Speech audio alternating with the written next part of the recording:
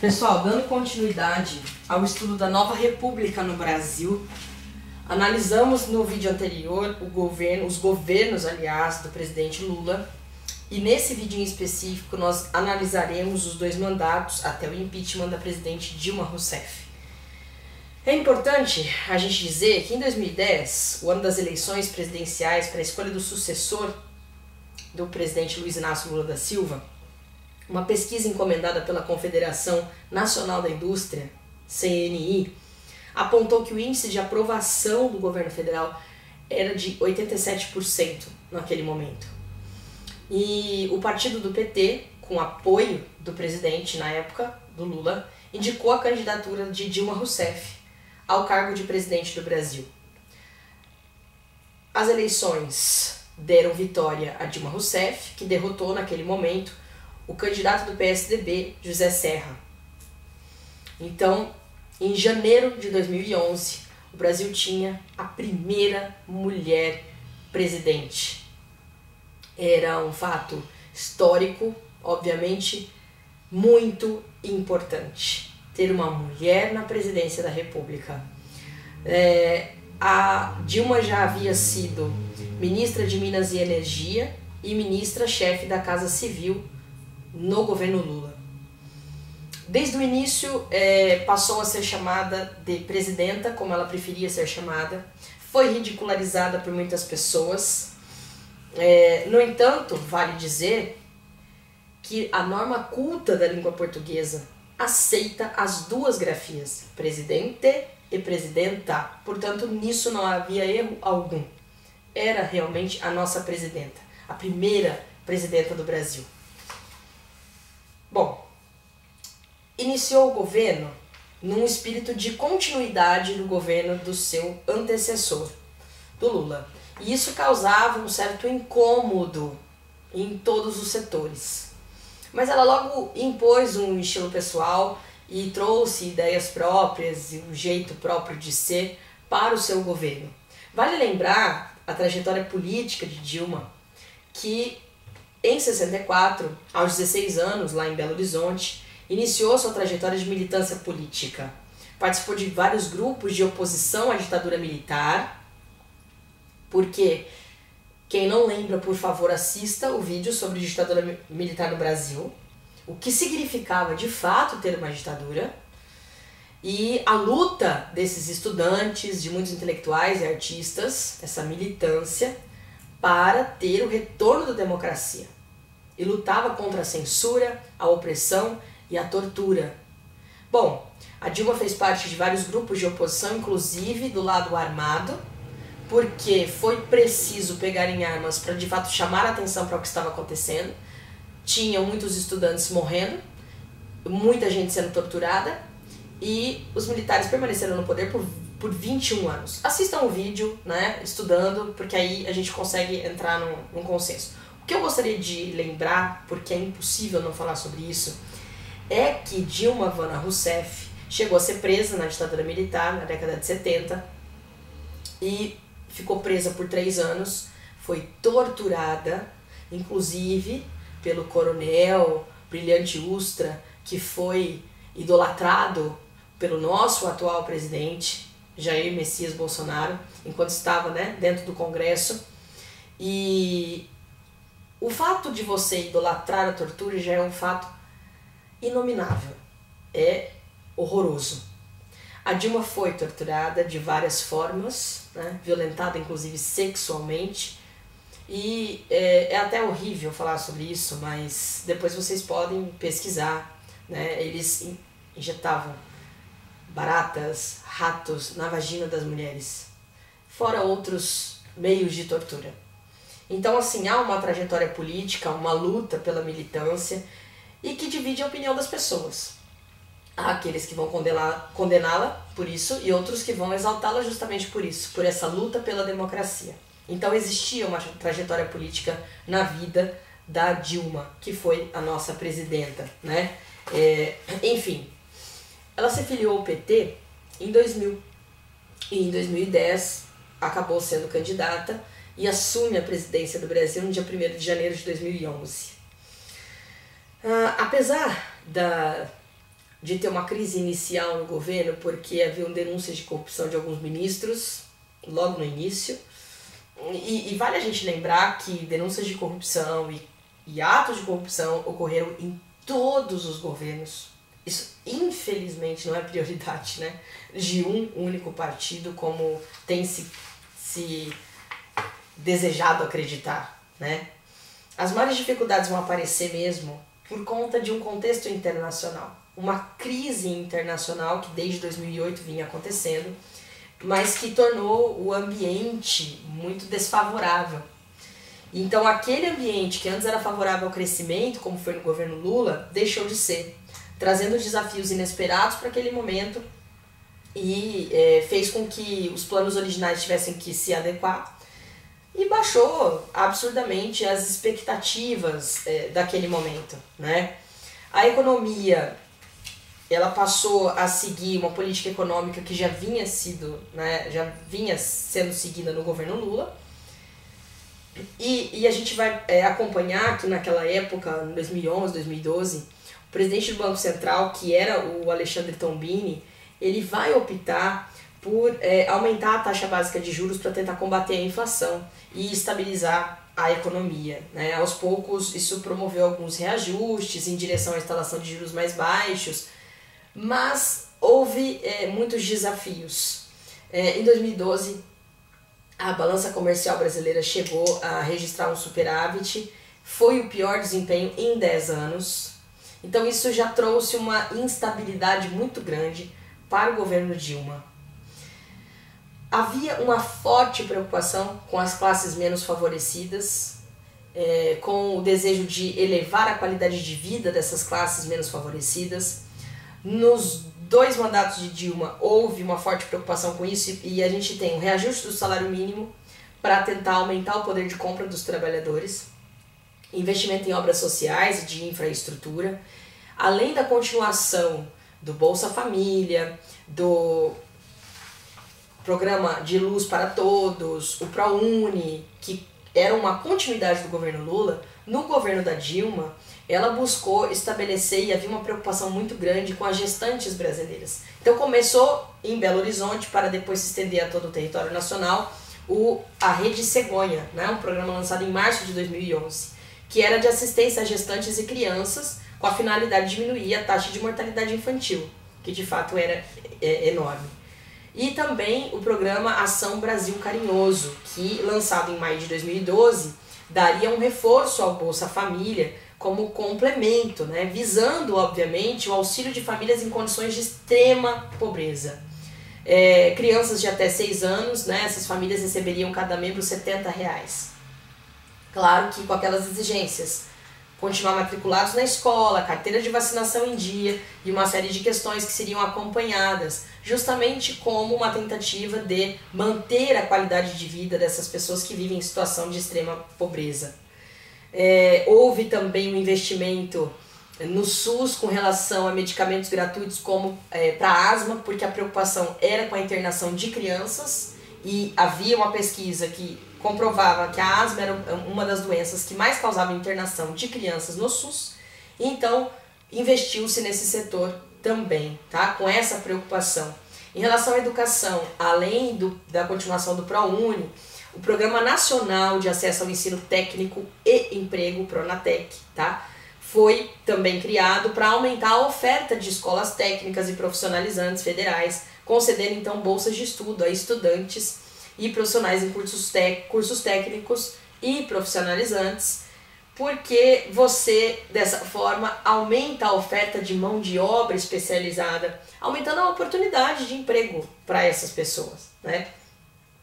A gente vai acompanhar também um investimento no Plano de Aceleração de Crescimento, que seria o PAC 2, que já tinha existido também no governo Lula, por isso que a gente fala que houve uma continuação.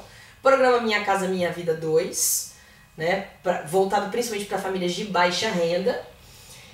No entanto, quando chegou o ano de 2013, houveram grandes protestos pelo país, em especial nas capitais, São Paulo, Rio de Janeiro. Começou com um protesto contra o aumento da passagem do ônibus, seria 20 centavos, então no começo dizia, não, aí as pessoas falavam, não é só pelos 20 centavos. A gente começou a perceber que essas manifestações, elas não tinham um único objetivo. Então a insatisfação da população era muito grande com o que ocorria no país há muitos anos. Não era só ali naquele governo. Mas aí as pessoas saíam à rua por saúde, por educação, por segurança, contra a questão da inflação, a crise econômica, o desemprego. Muito justo, claro que é. Mas houve um excesso na radicalização, inclusive de um movimento dos Black Blocs que andavam mascarados e acabavam radicalizando e quebrando, aterrorizando toda a população. Então esses protestos de junho de 2013 vão assim dar uma grande queda na popularidade da presidente Dilma, da presidenta Dilma, e ela começou a ser ofendida ali absurdamente, de forma que nenhum outro presidente havia sido até então. E é por isso que eu friso muito com relação ao fato dela ser mulher. Porque nunca se preocuparam com as roupas ou com o porte físico dos presidentes homens, mas se preocupavam com as roupas e o porte físico da nossa presidenta.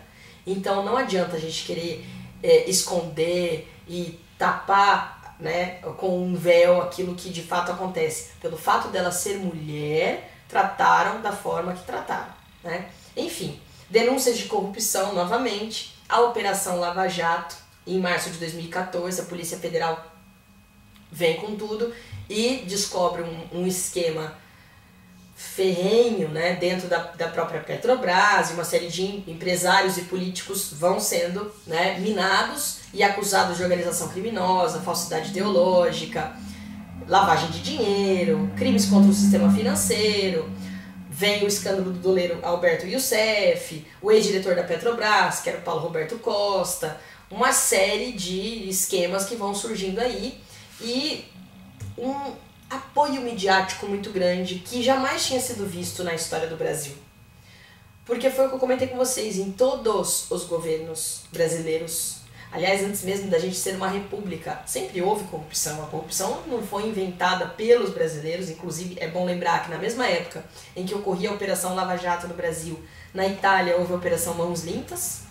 Então não só o brasileiro é corrupto. Aliás, o brasileiro é corrupto assim como o ser humano é corrupto desde o momento que você fura a fila, que você tem uma antena, você faz um gato, né, pra pagar menos água, para ter canais sem pagar. E isso acontece na nossa cidade aqui, Penápolis, foi um limpa aí, né? Pessoas da sociedade que nunca precisaram disso, enfim. O que eu quero dizer é que o ser humano é corrupto. Mas quando saíram para as ruas, parecia que todo mundo era muito honesto e, nossa, é tudo culpa da presidente. Ela estava no poder, eu acredito que foi muito abandonada, inclusive, né? Um partido de esquerda para chegar ao poder, como eu já comentei, inclusive, quando eu expliquei no vídeo dos governos Lula, precisou fazer parceria e olha, a política realmente abre um esgoto, né? 99% dos nossos políticos parece que saíram realmente de dentro do esgoto. São ratos. E falo isso sem sombra de dúvidas. Houve também muita crítica com relação à Copa do Mundo em 2014, é um ano que ocorreria a Copa do Mundo no Brasil. Embora todas as críticas que tenham surgido desde os protestos de 2013, e que também eram críticas pertinentes, sim, não digo que não, mas houve um sucesso, a Copa acabou sendo um sucesso e trazendo ali um giro econômico interessante para o país. E, inclusive, no dia 26 de outubro, a Dilma Rousseff foi reeleita, apesar de todos os escândalos que tinham acontecido, e derrotou Aécio Neves, que nunca aceitou a derrota, vale muito bem lembrar, porque o discurso que ele fez dentro do Congresso, depois de ser derrotado, dizendo que não aceitaria, que devia ter tido fraude, e uma série de acusações essas criminosas que nunca se confirmaram, ali o governo Dilma já havia sido minado. Começava ali aquilo que nós podemos chamar de golpe político. Mais uma vez, mais um golpe na história do nosso país. O lema desse segundo mandato era Brasil, Pátria Educadora, um desejo de investimento maior em educação, que claro, sempre foi necessário. Os protestos aumentavam absurdamente, cada vez que saía um escândalo dentro dessa Operação Lava Jato, uma participação muito grande do juiz Sérgio Moro, que atuou de maneira, e hoje sabemos, né, muito fora daquilo que de fato era permitido eticamente para um juiz. Essa participação da mídia foi muito intensa, mas o desemprego, a população naquela situação, então houve também uma série de emoções, né? Uma ramificação da Operação Lava Jato levou a um grampo vazado de uma conversa entre a presidenta Dilma e o ex-presidente Lula. Houve uma acusação ao Lula de ter um sítio em Atibaia, um triplex no Guarujá, uma série, né, de acusações.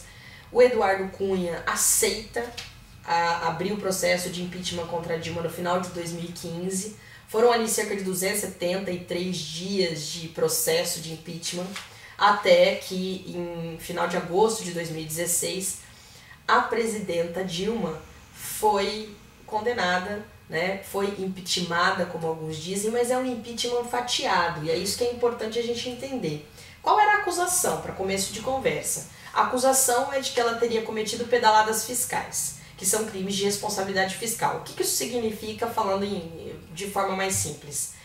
Que ela teria jogado as contas públicas de um mês para o outro. É como se você pegasse o seu cartão de crédito e não pagasse naquele mês e jogasse para pagar no outro. É considerado crime de responsabilidade fiscal, obviamente, é um crime, sem discussões que seja um crime.